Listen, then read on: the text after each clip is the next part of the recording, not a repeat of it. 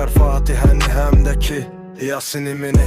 Şərt odur ki birinə biriminə, fərd odur ki birinə mini. Ateşi kəsmiş dığalar tankdadır bizdəki bəylər, ağalar cinimini. Ağzımızın şorpası şor eyləyir, əndamı yanmış ki keçir dinimini. Cibi yekə bibi yekə şin yekə, bir cəzapım yoxdular şinimini.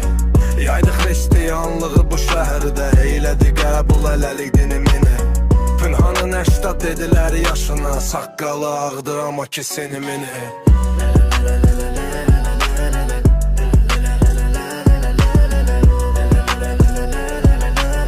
Saqqalı ağdır amma ki sinimini.